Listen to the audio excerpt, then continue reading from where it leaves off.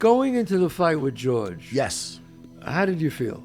First of all, the lead up was crazy because everybody thought I was going to get killed. And, people were going to, I see their looks in their eye where they're scared for me, which to me would sometimes get me a little annoyed, and other times you being like, nobody knows what's coming.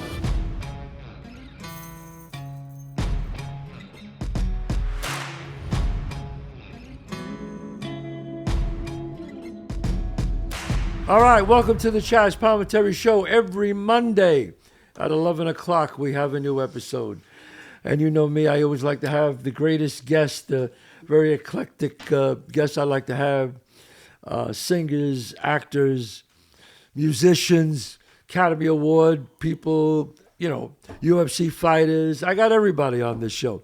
But first, I want to tell you, don't forget, if you want to go see my one-man show, the show that started it all, the show that was on Broadway that Robert De Niro saw, that's how the movie got made, A Bronx Tale.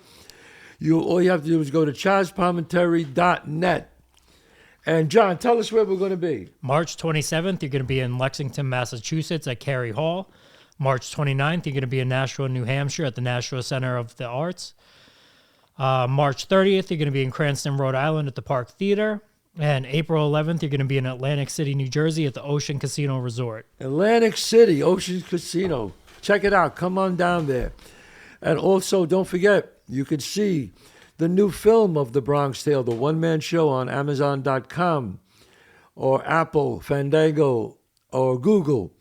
And it's shot with 5 cameras. Pretty amazing. I enjoy doing it, making it. But come and see it live or see it on film, either way. Also, I want to remind you all, don't forget my site, ChazzPalminteri.net. You can get my merchandise. Now you just can't leave all the T-shirts. My cigars, number 4 in the world, a Bronx Tale cigar, Collegio number 8. Tell us, John, where can we get the cigars? LCGcigars.com. That's right. And my Cabernet wine, Stu Leonard's, sold at all the Stu Leonard's and at a liquor store near you, Chazz Cabernet. My next guest, I've been trying to get this guy for a while here. Finally, I got him. He's, this is, my son. I always talk about my son who's a blue belt, my son Dante. And, my son is teaching me some jiu-jitsu moves, which forget about it. At my age, it's tough to learn these things. But I got one of the greats from the UFC. Okay, a welterweight champion. We're talking champion. I always say, it's like when you get an Academy Award or Academy Award nomination, they always introduce you as former Academy Award nominee, and they'll say your name. This is it. Man was a welterweight champion. Only 2 men, if I'm not mistaken, to beat the legend, Georges St-Pierre. My guest tonight, I'm telling you, I'm so excited to meet him. My son flew all the way in from California when he says, "You got the Terror? The Terror's coming in?" And I laughed. I said, "Terror?" He goes, "Yeah, they call him Matt the Terror Serra." Thank you so much. Hey, I'm so happy to meet you. What an honor. What an honor. When I seen the message on Instagram in the DM, I'm like, is somebody messing with me? I grew up on your movies. I remember seeing Bronx Tale. And first of all, John, thanks for saying that's the year you were born, the Bronx Tale. Make me feel old. I'm 50 now, but Bronx Tale, Usual Suspects. Yeah, such a fan. Well, thank you. Such a fan, and I'm a fan of yours. I really am. I mean, you have to tell me. Yes. When did you start saying, "I want to do jiu-jitsu"? Well, how old were you? When I was growing up, there was no mixed martial arts. It came out in 1993. When I was 19 years old. So when I grew up, you didn't really knew what worked. I mean, I was watching all the movies. My father was a lifelong martial artist. He did Wing Chun Kung Fu. Really? Yeah, my father's former NYPD. Now a black belt under Hickson Gracie also. And he's wow. He was into the martial arts. I grew up a little differently out on Long Island, where all my buddies would be, they were in the Little League and they were playing soccer, and I was watching Kung Fu theater, Bruce Lee with my father, and I was doing I had a wooden dummy in my garage. It was a little weird. I wasn't really into the traditional sports. As a young kid? Yes, as a young kid. My father got me into it very early. And then when I was around 17 years old, he showed me these VHS tapes of the Gracie family. And it was it was called Gracie in Action. And before it was even called Brazilian Jiu-Jitsu, it was Gracie Jiu-Jitsu. The Gracie family, that's I saw all those early fights. Oh, 100%. With Gracie and Severins. Yes, Dan Severin. Severins. This was before that because this was in Brazil. I saw these tapes of the Gracie family, and it was discipline versus discipline, jiu-jitsu versus karate, jiu-jitsu versus boxing, versus lucha livre, which is a freestyle fighting in a capoeira also in Brazil. So they would just be fighting these other styles, getting it to the floor, and it would be similar to early UFCs. And just doing what they wanted with them, getting a superior position, beating them up, arm locks, choke holds. And as a kid, you were like, you didn't know what was real fighting. Like there wasn't any, now you could throw on anything on YouTube and see how many real fights a day. But back then, you didn't know what really worked in a street fight. So there was always, is Kung Fu better than karate? And these tapes were showing me something that I never seen before because I was a scrappy kid. I used to, get into some situations as a kid. I was a wild kid. And I'm like, wow, if I ever meet one of these skinny Brazilian guys, I'm a tough guy, but you can't get them off you. I'm like, what is this? So I was amazed when I saw the videos. That's what really got my attention of what jiu-jitsu was. And where did you start taking classes? My very first class was a seminar in Waterbury, Connecticut, out of a gymnasium. And it was Horian Gracie and Hoist Gracie. This was in 1992. I took a little road trip with a buddy of mine. And, this was a year before the UFC. And they were talking about the UFC, how it's going to be coming out. And I wasn't, right. Even though I knew they did this in Brazil, I'm like, they're going to show this on pay-per-view? It doesn't sound likely, but it's wild. And I fell in love with it right there. Because before that, all the traditional arts, even, the Wing Chun Kung Fu I did was fun, but there's forms and there's katas in karate. Does that stuff really work, the Wing Chun? I mean, does it really work? Well, I'll tell you, early on, how I really knew the grappling would work, anytime I got into a street situation, I'd start with a chain punch. I'd start with a straight blast or a chain punch, the 3/4 punch and all that BS. Yeah. I'm going to say, does it work? Not really. And I'm going to be honest, because when they come at me, and I've dealt with it, where I'd get into something, and next thing you know, I'm reverting back to my season and a half of wrestling. And this was before I did jiu-jitsu. I'd be grappling in a street fight. So that's why, I started abandoning right away. Once I got on the mats, I'm like, oh, wait, all right, so there's no forms, there's no katas. It's just me trying to keep this position, me trying to get out from that position. If I get this, if he doesn't tap, that's a broken arm, okay? They call it the gentle art. I was just talking about this with your son, Dante. And John, is when I got done fighting, and I won the title with my fist, but when I got done fighting, I didn't spar one day since. I never did kickboxing, boxing. I never took a punch since.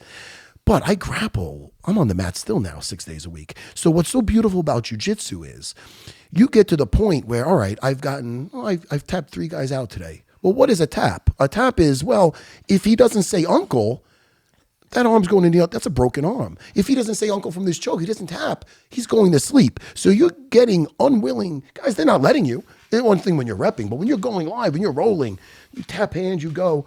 All right, now you go. It's a game of death chess. You know what I mean? Wow. And nobody gets hurt. You don't lose any more. I can't afford to take any more, withdrawals out of that bank.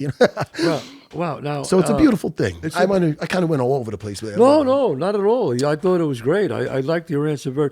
Do you feel of all the martial arts, if you only had to do one, would you say jiu-jitsu? Yes. I mean, to me, that's a very easy answer because it's based on leverage and technique. And it's one thing when you're the hammer, but I've been in the octagon, and there's only a couple of times when I got tired in there. For whatever reason, things in camp, things happen. The worst thing in the world in a fight especially in the UFC, is I was never afraid of getting hurt, but I didn't want to get tired. And I would always do my best to make sure I wasn't tired in there. One of my fights, I fought a judo master named Carol Parisian. And now I almost knocked him out in the opening seconds of the fight. He survived it. I wasn't, my lead up to that fight wasn't the best to it, so I got tired. And this is what I point out. I point out where I didn't have to say uncle in that fight. And that, my gas tank was on empty. He had me in a fully extended arm lock. I knew the escape. I got out. If I didn't have it perfect, that, all right, now I'm having to give up in front of the whole world, or worse, get a broken arm. He had me in a rear naked choke. I escaped. I ended that fight on top of him. I lost the decision, but my jiu-jitsu, it served me. It served me when I had nothing in the tank. I had to lay down backstage for another 20 minutes. He couldn't make me say uncle. He couldn't make me tap. So that's just one example why I love jiu-jitsu. Because if I was a wrestler, if I was any other martial artist, and I didn't have that skill set in the worst positions possible with my gas tank on empty, I wouldn't be able to defend myself. How do you feel about judo?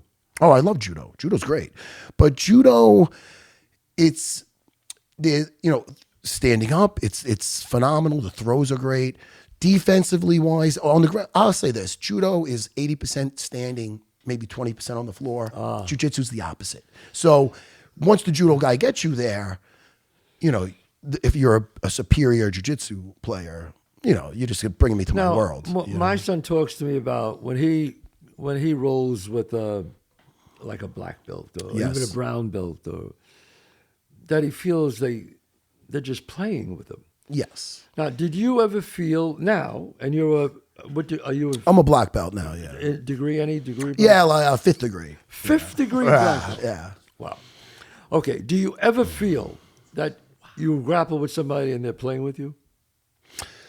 Yeah, at this point, that's pretty no. No, So. But I mean, that doesn't mean I can't be tapped, or especially a younger guy if I'm getting exhausted, but I know how to control, use my jiu-jitsu and not just put my foot on the gas trying to submit a young, talented kid. I know how to play the game of chess with it. In other words, you let him get a little tired. Yeah, and also, and like Dante was saying, with jiu-jitsu, it is like having a superpower, So, like, you don't want to abuse it. I remember when I was coming up in Hickson Gracie, and I was a young kid in Manhattan learning from him, and I was just looking to submit everybody as hard as possible, fast as possible. That's the goal, to make them say uncle. So, now it was when I became a purple belt. So, I would still, no matter who I went with, I was boom, boom, boom. And then one time he saw me with a big guy, but the guy was a white belt. But I was tapping him like a typewriter, ding, ding, ding, ding, ding. And Henzo goes, "Matt, what are you doing? What does a cat do with a mouse? Does it just smash it? No, you got to play. I'm like, oh, okay, Enzo. So, in other words, and I was telling this to one of my students, Byron, last night. He was in my over 40s class. Hey, Dante, I'm going to talk to your father about, I do an over 40s class. It's not too late for you. I can, I'm gonna get you to the Serra BJJ and lock the door and say, now you can't leave, is what I'm gonna say, Dante. Yeah. You'd love it. But so you get people like in their 50s, 60s? I love teaching my over 40s. Really? And it's funny, then I go home and I tell my wife, I got some rolling in, but it was with the old guys. Meanwhile, I'm 10 years older than most of them, but wow. And then half of them are in TRT. But no, it's great. But where was I going before that? I have ADD like a son of a gun. Bring me back, John. You were just saying you were getting people in over their 40s. Yeah. Over the 40s, okay. Do people is it like, say somebody wants to come to you who's like, whatever, 60-something, and he says, I just want, look, I'm not going to be a black belt, but I just want to know some things that if I get into a jackpot, I could help myself. Oh, 100%.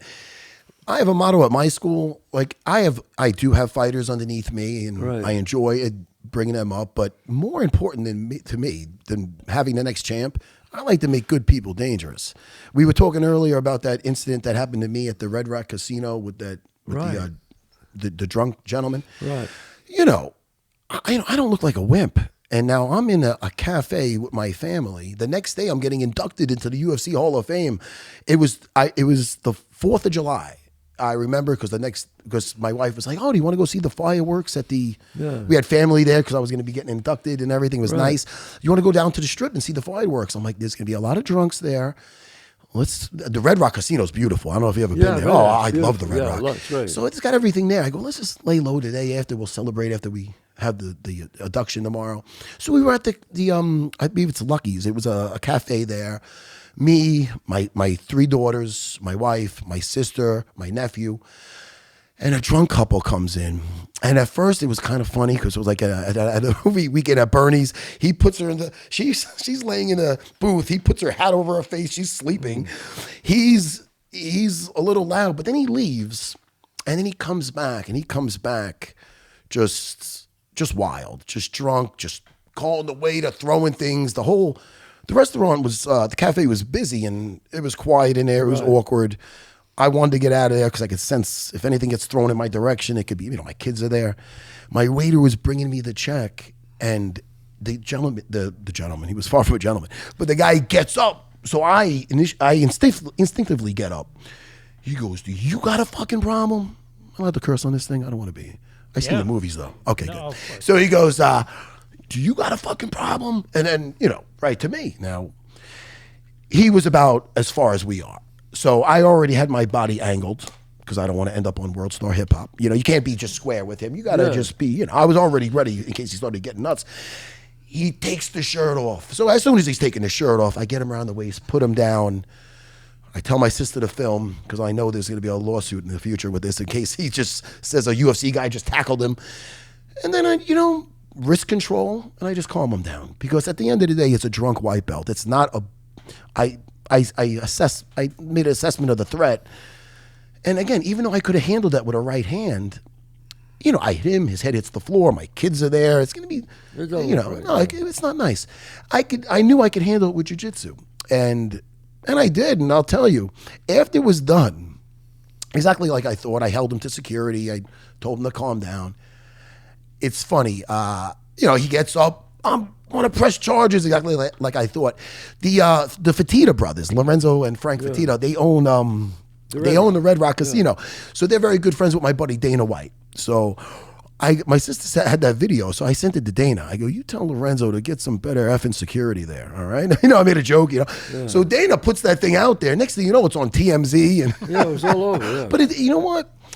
It's not, it's nothing for, I'm not bragging about it. It's like when new students come in, I don't point out my fights with the greats like Georges St-Pierre, Matt Hughes, and them. I point to that. I go, "Look, I don't look like a wimp. I'm there with my wife and kids. What if that was you? Like, what if that was you? That would have been my kid, everybody would have PTSD from that situation.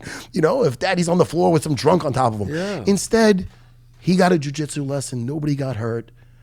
I probably got a few new students. No. Maybe you did. Wow. Hey, listen, it was a good look for jiu-jitsu. So I like that. A question that and we're going to have my son on in a little while. 100%. But a question that I always ask, and I always get somewhat of a different answer. Say you have a tough guy, like a football player. Okay. Like a guy's, he doesn't know anything about martial arts, but he's strong, tough. Big, offensive lineman, maybe, big guy, strong. Yeah. And he happens to fight very high-level female jiu-jitsu person. Who do you think would win? Now, what do you mean by fight? Like a street fight? Like in other words, he's in the street, he just sees this woman, he grabs her by the hair. Now, does she have any chance?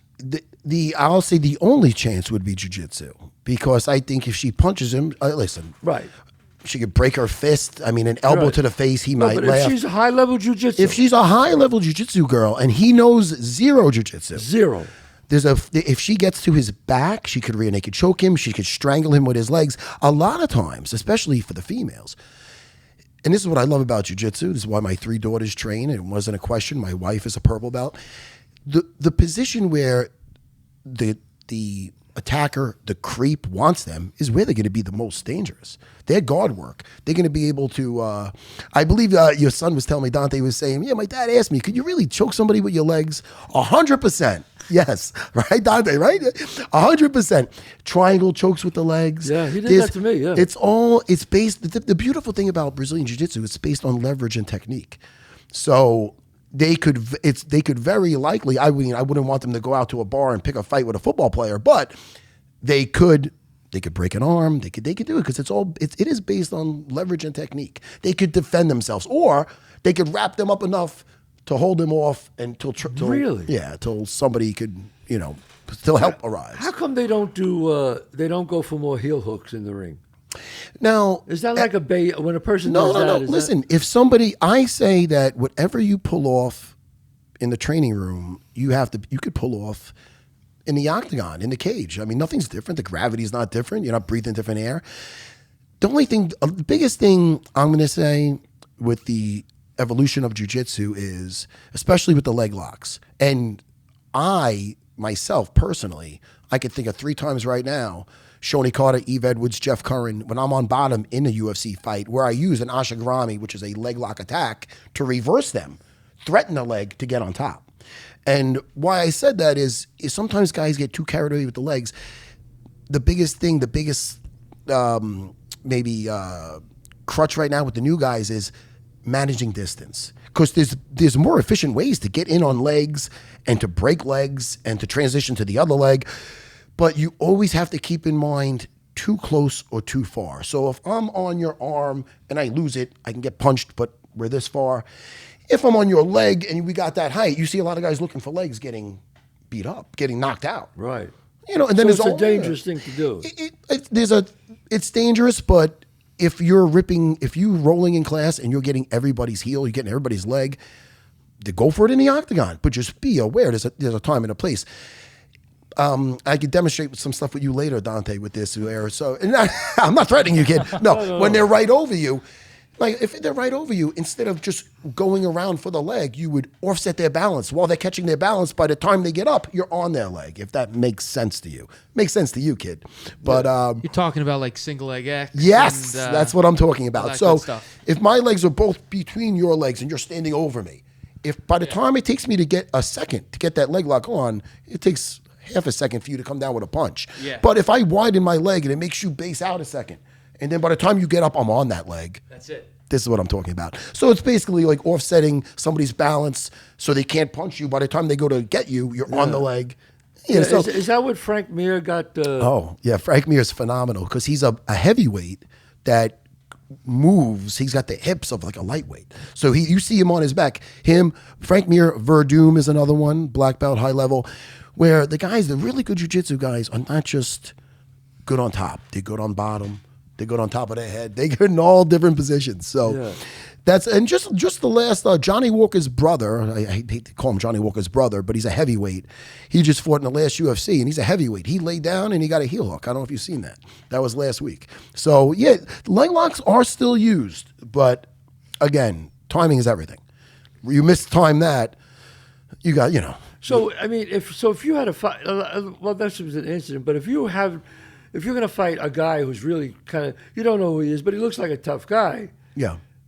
Would you punch first or go for the jiu-jitsu? Well, I would assess the threat. Now, if there's a gentleman like this close and he's a threat, and I feel he's not, that dude in Vegas was drunk. I seen he was drunk. And right. He might have been a little bit bigger than me, but I felt I could just take him. I felt I could do exactly what I did. If I feel a guy's a threat or my wife, if my family's in trouble, no, I will hit with a right hand first if I had to. Because I know how to punch and why even test his grappling ability when now, I Matt, could just hurt him. Is it true that I heard stories that Hickson Gracie would let high-level black belts get him in a hole and he would get out of it? Oh, no, 100%. No, really? Yeah, Hickson would, there's stories of him just lining up black belts. Black belts, just lining them up. Yeah. No, Hickson's a bit of a legend in the game. He's What made him so incredible? He was really something in the heyday. I watched his fights early on. He fought one time in Brazil, and this is when I was on those VHS tapes I was talking about. The first Gracie in action, he fought this big, large gentleman named Zulu. Yes, I saw that. Oh boy!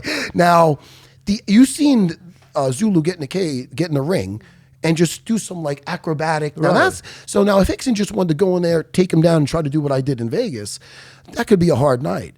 But instead, you see Hickson on bottom the majority of the fight, And next thing you know, after maybe the 10-minute mark, you see him slinking and slinking. Now he's on his back and he gets a rear naked choke. The sense that he has his sensitivity with jiu-jitsu is just out of this world. He's one of the all-time greats, if not one of the best ever. Yeah, it's wild. Yeah, I mean, even Hoist said, no, I can't compare to my brother. He even said that. No, yeah, Hickson was the champion of the family, and then they put Hoist Gracie in because, Hickson kind of looks the part too, though. You see Hickson, he looks, especially in his head, he looks like a samurai with his build. He looks like an action hero. But Hoist doesn't. Hoist looks like a skinny kid, and they wanted to, Horian's point, that's Hoist's older brother, is they wanted to put in the one who looked, less likely to be, a monster and take out all the monsters with jiu-jitsu. Wow. Now, where is your gym that you train? My school is in Huntington, Long Island. Huntington? And, yes. Oh, I work out there in the Paramount Theater.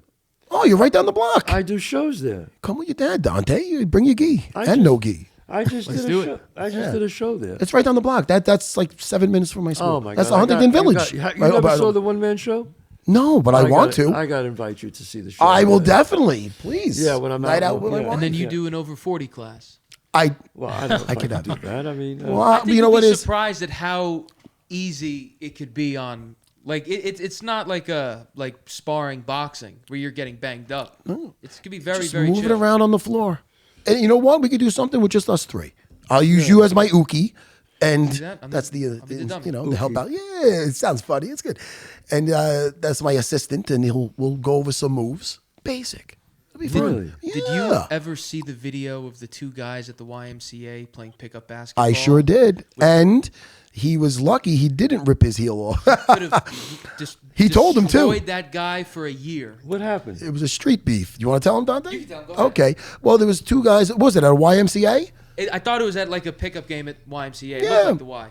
And no, a Spanish kid and a black kid, and they were getting into arguments, and then they got into the one kid threw on him, started trying to punch at him, and they got into a grappling exchange. And next thing you know, he got him with those basketball sneakers on. He had a grip of him with an inside heel hook. Now he told him, he goes, "You'll never play basketball again. I'll rip your knee." And it got broken up then. But he's lucky that kid was nice because he didn't know what he was in. And it's way worse with shoes on. That reminds me of the old. Really? Oh my goodness! You can't. Oh no! Yeah, that's a foot And out. even though you can't. There's no slipping out of anything. And even though it starts on the foot, the heel hook, the twisting motion goes up to the knee and it tears the knee. So those are, for a while they were, and they're still illegal in the gi competitions. Because the friction and stuff is the same kind of thing. It's just the heel hooks are nasty. Yeah, your leg goes up and down, but try to make your leg go left and right. Yeah, it doesn't do that. Yeah, the knee gets destroyed. There's no give. Right. Yeah, it's nasty. And he got it. So he had that kid in there, and then they broke it up. But he was nice because that shows you right there that he could have just took that kid's leg, and there was nobody got hit with a punch. He was like, if you don't stop right now, you have no idea. He goes, "You're never going to play basketball again." You have no idea. There's a good chance he wouldn't. And the guy stopped. Yeah, I think they got in there, but I think he still didn't realize what he was in. You got to show me that video. I'll show you the video. Oh yeah, you should watch that. Pretty famous video, and I never saw that. props video. to the guy for going like, maybe I should stop. Right. Now, do you see in your students? Do you see a white belt? You go, "Whoa, this kid's got potential." Oh yeah, there's some. It's funny. There's no secret to getting good at jiu-jitsu. The only thing you have to do is put the time in. So I seen both. I seen people that just excel very quickly, and then there's like the tortoise and the hare thing, where this person's just been. I'll say my daughter Sophia is a perfect example of that. She came in there. Her older sisters were always in dance and athletically inclined. She was 2 left feet with the dance. She didn't, she's got some ADHD like her daddy. So we put her in there, and she was like a bird that fell out of a nest. Now, oh my goodness, the triangle choke my 11-year-old got the other day, you wouldn't believe. She's beating up the boys. From where? From guard. From guard? Oh Nice. yeah. And she's strangling the boys, and She's like, oh yeah, but I've been here longer. I go, Sophia, you're What 11. belt is she? She's a gray belt, and the kids got the different belts. But I'm like, I go, you're saying that you're newer. He's a newer kid, but that's a 13-year-old boy, and you're an 11-year-old girl. I mean, this is, you know what I mean? So, like I said, and she came in with 2 left feet, and now she's about to compete in March in a jiu-jitsu tournament. So it's cool. amazing. Jiu-jitsu is one of the only you could put them in any other sport or art, and because jiu-jitsu, the movements is based on, you don't have to be athletically inclined to get good at it. Just keep showing up, and you get that sensitivity, and your hips are moving, and because it's based on leverage and technique, not size and strength. I've seen plenty of women strangle big dudes. I've seen my daughter strangle boys, teenagers. It's great. Oh, it's great. There's a girl at our gym. She beats the shit out of me. Yeah, listen. She'll choke me with. I didn't even see that. No, coming. it's amazing. Is she a black belt? No. This is not a weird thing. It's not. I know it sound. You're about to. It's different if she was beating him up in the boxing ring, then we can have an intervention with him. But no, in this, I'm messing around. But with jiu-jitsu, it's very common. It's not a weird thing. thing. My wife strangles guys too. It's great. People way smaller than you. Like I rolled with a guy 145 pounds a couple weeks ago. I'm 205, 145. He took me to school. The Gracie family, they adapted it, because, Carlos Gracie, Elio Gracie, they were small guys. So they were taking what they were learning from the Japanese, when it was just Japanese jiu-jitsu, they were learning that and just looking to tweak it, to work it on the floor. So they created Brazilian jiu-jitsu. Yeah, there's always going to be that debate of, where was it originally in Japan and then it got watered down so much and then they recreated it, that type of thing, or isn't it the same as judo? There's going to always be that debate. I learned from Master Renzo Gracie. I'm proud to say I'm the first American under Renzo Gracie to be that's Royce Gracie's cousin, to be a black belt under him. What year were you a black belt? 2000. Wow, 25 years ago. Yeah. I might need another degree soon, Renzo. I got to track him. Wow. Coral belt coming up. Oh, my goodness. What is that, 10 degrees? You know what? 7. Is it 7 degrees? I don't. Coral. It's always a nice thing, but I am the worst guy with that. In a sense, I hold it dear, but put it this way. I have the UFC title. I got to find that belt. It's somewhere in my garage. I know I won it. I have proof. Oh, my God. Come on. Oh, I'm wrong. There's 10 degrees. Clearing that up. I'm the worst with that because, to me, it means more than just the trophy. Well, it's the welterweight champion of the world. Oh, I have it. And I got proof that I did it. But the belt itself, you know what happened? I took it out of the case. Anyway, I'll find it. Oh, but God, you have to find that. Make sure your dad knows I really want it, though, because I can't have the belt to prove it. I got to find it. The UFC was doing something for Tough, the Ultimate Fighter, which I was on. And the Ultimate Fighter is, you familiar with the Ultimate Fighter, the TV show? It changed my life, that show, because I was already in the UFC, and I had some fights that could have went either way, and I felt some tough calls. But then that got me on that show. Well, the last fight I lost to get me on that show was my fight versus that judo player. And because I was coming off a loss, it set me up for a season of The Ultimate Fighter, which is normally a show to get into the UFC. Yes. They did a season 4, which was the only time, they might have did this another time, but it was called The Comeback. So the premise was guys that are in the UFC that didn't, for whatever reason, make it to the title. They got this 8-man tournament, all vets. If they win this tournament, they get a shot at the title. So I seized that moment. So they called me for it, and I ended up winning the show. And that led to the fight with George, to the huge upset. So that show did wonders for me. Going into the fight with George. Yes. How did you feel? Oh, I felt great. I felt very confident. You said to yourself, I got a shot to beat this guy. Well, I went in there with the mentality of, I loved the whole underdog role. I was big with the Rocky movies growing up.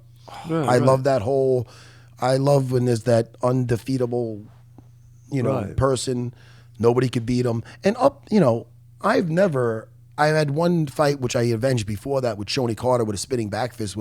I was winning that fight in my debut, and I got stopped with a highlight reel back fist. I ended up beating him on the show to get my redemption. So I fought BJ Penn. I fought Dean Thomas. I fought guys. How was BJ Penn? Oh, BJ Penn. He's a buddy. He just did my podcast recently. BJ Penn is phenomenal. They say he was a prodigy. Prodigy. I fought him when we were both, I was 28, he was 26. I fought him at the Mohegan Sun, and it was, it went to the decision. He got the decision, but it was very close. Yeah. You have to show your dad that one too. But you know, that's one of those where, you know, it could have went either way. You know, but you know, my point was nobody ever stopped me, and I know this. You never got knocked out? No, I've been stopped in my rematch with George, and I stopped with Shoney Carter. But besides that, I never been stopped. Wow. You know, so. You know, I know he's been destroying people, but I went in there and I knew going in the fight with George that I had an ace up my sleeve. And I was known as the jiu-jitsu guy. And I was known as a guy to get the fight to the floor and have my way there. George, on paper, George fought a lot of better wrestlers than me. I'm not going to say better jiu-jitsu guys because I have pride in my jiu-jitsu, but wrestlers, as far as getting the fight to the floor, Matt Hughes, Frank Trigg, Sean Shirk, I can go on. He fought bigger guys because I'm not big for the 170 weight class. I fought at 155 also, but they asked me for the show 170. I was kind of a tweener, you know, with the weight classes. So it didn't look good that I'm up to his shoulders. He fights better wrestlers. So on paper, it was the biggest underdog thing ever. But, you know, but I knew going in a strategy that I never really used before.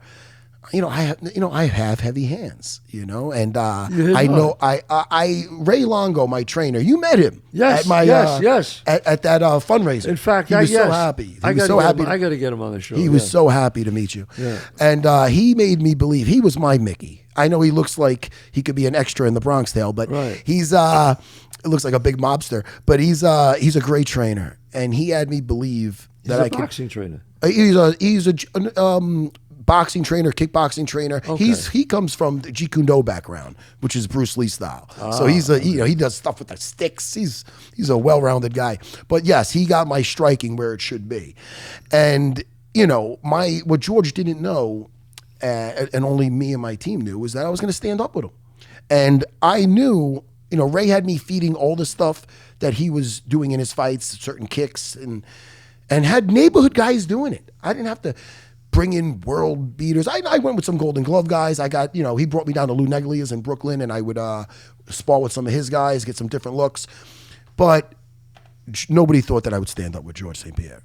So, including George, thank goodness. So now, by the time he knew, excuse me, is George known as a wrestler or a striker? He was, at that time, he was known as the new hybrid mixed martial artist, the new school. He was 25 years old. I was 32. He was the complete package. He was the guy that could wrestle, could strike, could beat you anywhere. That's his thing. Jiu-jitsu technique? Oh, yeah, jiu-jitsu also. Great fight IQ. Yes, very good fight IQ. He destroyed Matt Hughes in the rematch.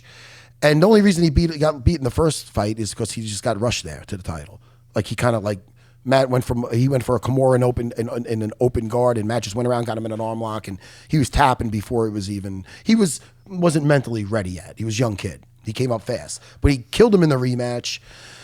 And by the time he knew when I started fighting George, it felt like first of all, the lead up was crazy because everybody thought I was going to get killed, and you know, people are going to, you know, I see their looks in their eye where they're scared for me, which to me would sometimes get me a little annoyed, and other times you being like, nobody knows what's coming, you know.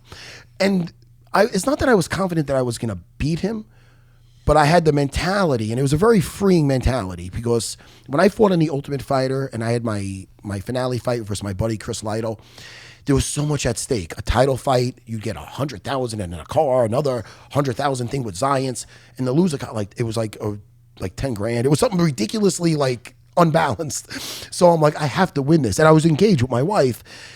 And if, you know, she was going to be a school teacher if this didn't work out, but she wanted to be a stay-at-home mom. So I had that in the back of my head. You know, I had to win that fight. So after I won that fight with Lytle, I'm like, all right, now look, no matter what happens, she's a stay-at-home mom. I'm good. I'm going to have this fight. And this was April 7th in 2007. May 25th is my 2007. I was getting married the next month. So there's a very big chance I could be going there all bandaged up like the mummy. You know, I'm fighting the best fighter on the planet. So, knowing that my mentality was a him or me mentality, and is very freeing. Because did I know I was going to knock him out or beat him or win the way I did? No, but it was a him or me mentality. I saw when you hit him and he staggered. Yes. You were on him. Yeah. Like a house of fire. You knew this was it. Yeah, it's funny because we talk fight IQ. That fight that I lost with Carol Parisi, and I had him hurt, similar. I had him hurt, maybe worse, dropped him. And I rushed it. And then next thing you know, he got a judo grip in my shorts, which is illegal, and he pulled himself up, and he survived it. You know, I go to the ref, he's got my shorts, and then they got in, and he survived it. I got tired. Ray told me afterwards, he goes, look, if you ever, and this is leading up to the George fight, you get him hurt, take a second, line up your shot. You take a second and you line up that next shot. Don't rush him. And I did. And Ray had the guys, when I was in there was a certain point, George does a kick. I lift up my leg. He does a high kick. It felt like that scene out of Spider-Man with Tobey Maguire watching the fist go by his face. Because I seen everything coming at me. I felt like I was in the Matrix. I'm like, what is that? It felt like a very good day of sparring. I was in a flow state. And then when I got him hurt, it was almost like I heard the big guy, like, line it up. Polanco's got that voice. So then I lined it up and I threw some more well-placed shots. And next thing you know, he was done. So well, they stopped it. I mean, they had to stop. Yeah, George is, I just had him on my podcast. It was a great talk. We talked for like an hour, and we talked about both our fights. And George says, George goes, people give him a lot of shit for tapping to strikes, and he admits it. And because people say I knocked him out, but I knocked him down, but I was mounted, and he did tap to the strikes. And I don't blame him for it because he didn't have his legs underneath him. He didn't have his marbles. I hit him hard. How many times? And now I'm on top of him, raining down blows. He knew he was done. So I never took shots at him for it. No. I never said he was. So you get the armchair quarterbacks sitting there like, oh, how could you tap to this, or how could you? Right. That's cowardly. Or I never thought that. And George came back bigger and better than ever. Beat me in the rematch with the right strategy. Now, when he came back in the rematch, what did he do different? He got me down right away, immediately. I remember when he took me down. He shot in so fast. Yeah. And I remember just lining up that right hand. I go, a second he comes in. And then I expected to be on my back because I knew he respected the power now. So this was horrible. So first of all, deafening. Chance of, fuck you, Serra. You couldn't hear Bruce Buffer say my name. George even said, George goes, I fought in stadiums for 50,000 people. This was 20,000, the loudest I ever heard it. Right. You couldn't hear anything. Canada you fought? It was in Canada, in Montreal. I went to his backyard to have the rematch. Right. I needed a manager back then. No, that was fine. But it was something else. So when he took me down, I expected to be there. So I pushed up his head, and I was going to start elbowing him in his head. Right.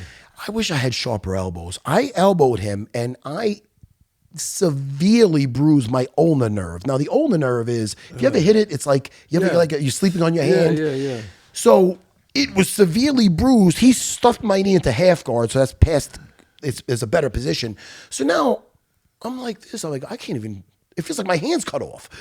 He's on top. Chance of fuck you, Serra. I go, this is going horrible. This is not like not like the first fight at all. Right. But I ended up getting to the second round. I got gassed. He won the fight, and more power to him because he had a great strategy, and he was on fire, and he's been on fire ever since. Yeah. So props to George. Great guy. Yeah, seems like a great guy. Oh yeah, you should have him on. Dante, you have any questions? What do you got, Dante? Couple questions. What? As a 170 champ, yes. Who do you think is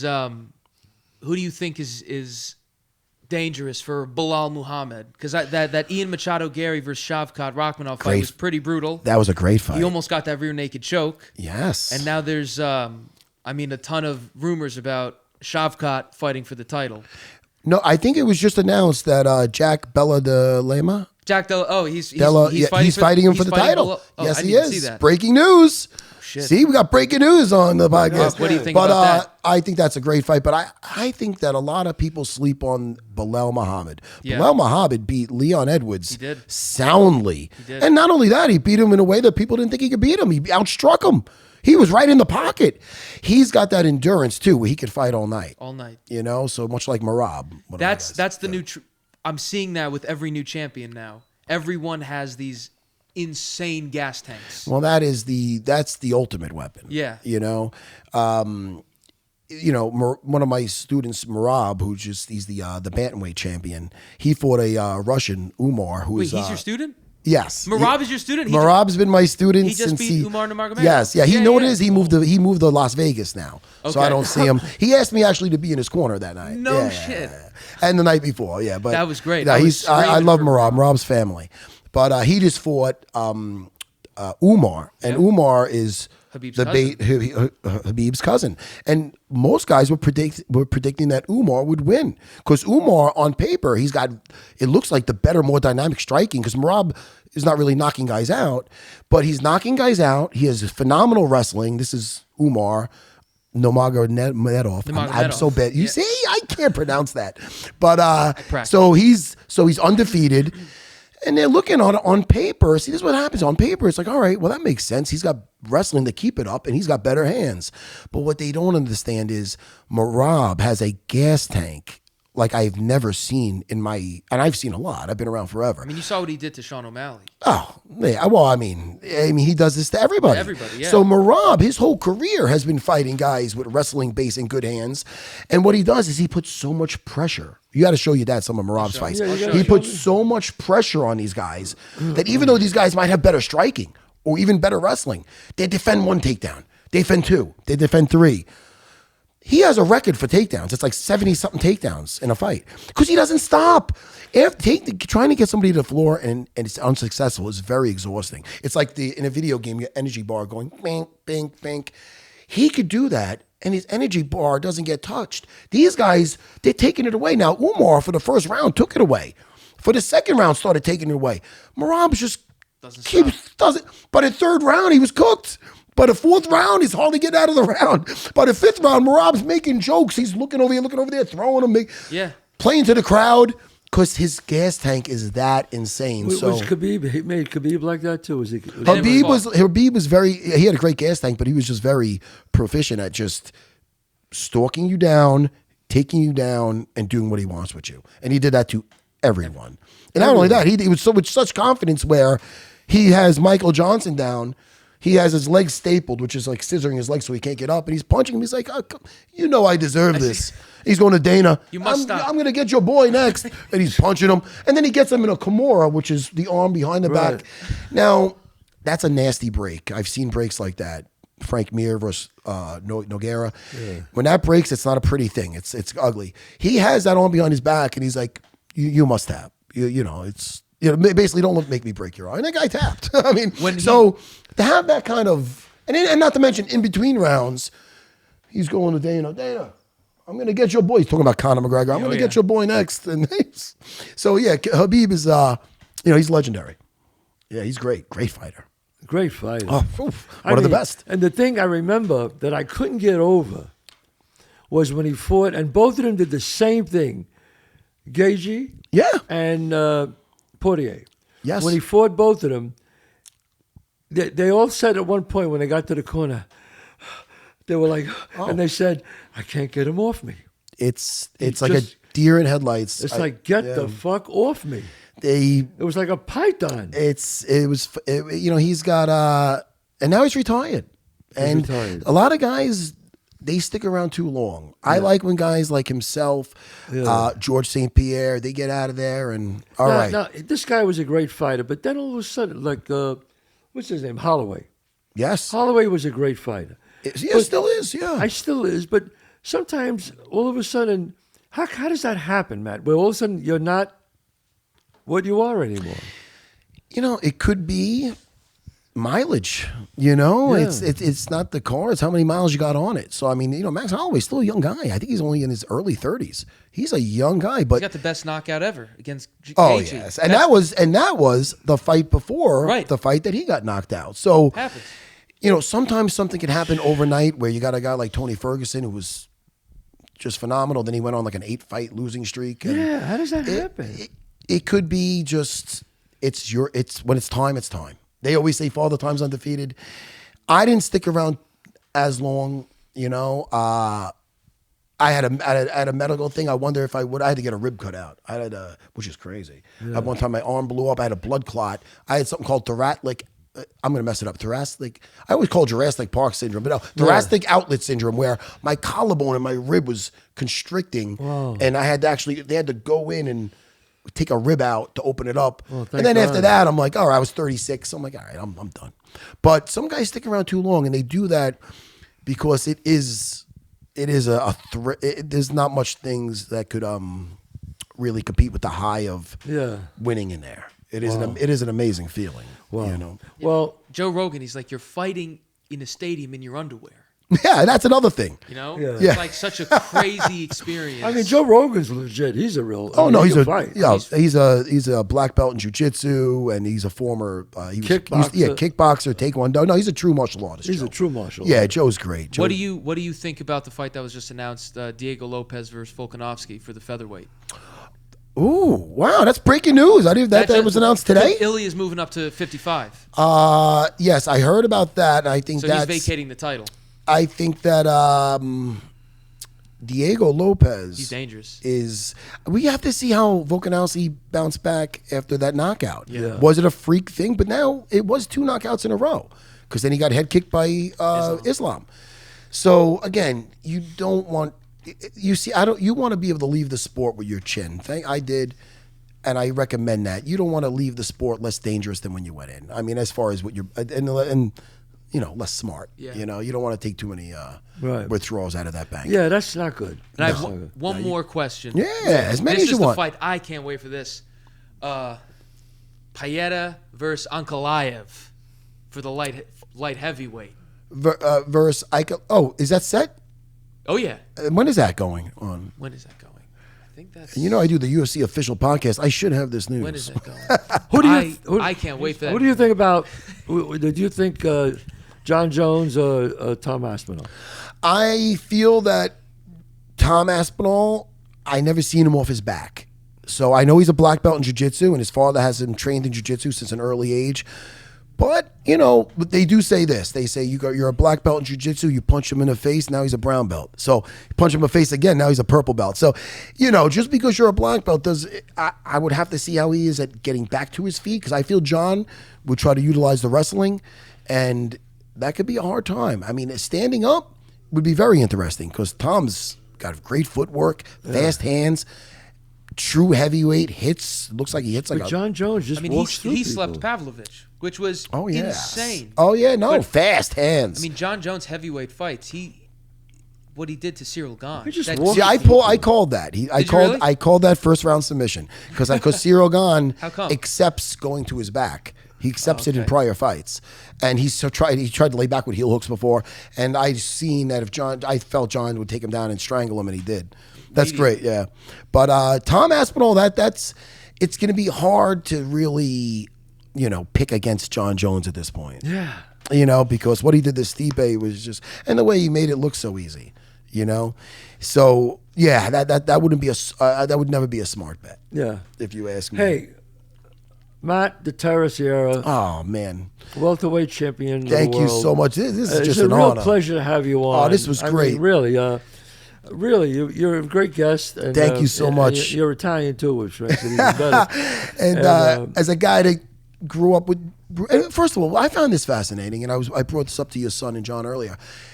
I'm bringing up the movies that I seen that I know you from, that everybody knows you from. You must have been in your 40s at that point. Yeah, I was 41. You were probably and now maybe this is why you're so down to earth. Did you not make it till later? And if you did make it before then, I apologize on your podcast. No, I made it. I didn't make it. I was known. I was on Broadway. I did theater, but I wasn't known. Yes. Bronx Tale is the thing that shot me right to the top. I remember that. Yeah. I remember that movie.